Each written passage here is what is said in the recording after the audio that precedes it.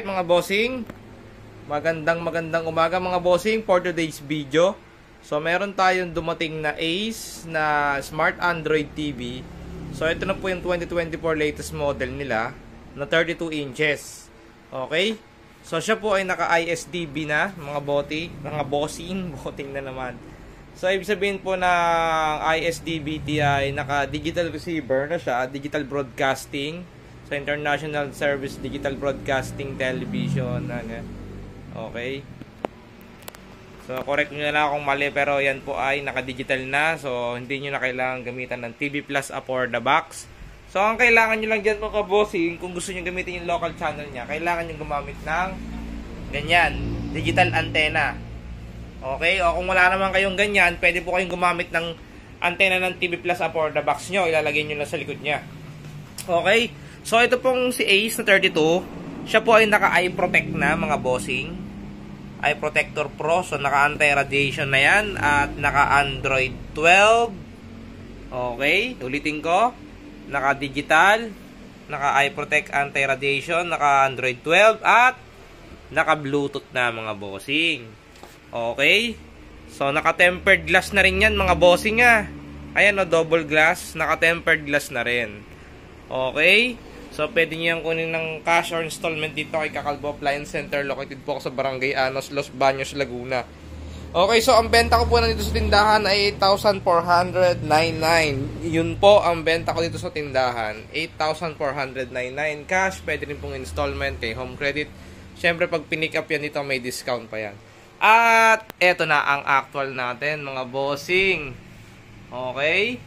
So, naka-frameless, nipis, tapos meron siyang silver dito sa baba. At syempre, naka-tempered glass. Okay? Power natin, mga bossing. Yan. Tapos, ito yung remote niya, mga bossing, ah. Oh, ito yung remote niya. Set, ayan yung interface, mga bossing. Okay? Tama yung date and time pag naka-connect sa ano. So, ito yung kanyang mga apps. So may Play Store yan mga bossing. Working din yung kanyang screen sharing. Siyempre Netflix, YouTube, Disney Plus, working lahat yan mga bossing. So ito yung sample ng video niya. Tsaka malinaw siya mga bossing na siyempre. Okay. Iyon, play tayo ng isa. Sample tayo ng isa. Yan. Okay. Tapos volume, malakas ang volume niya mga bossing nga. Ayan o. Oh. Ayos. Okay. Oh, ayan ha. Yun.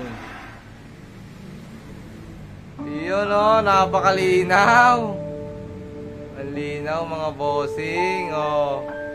Tempered glass ha, mga bossing nga, naka-tempered glass.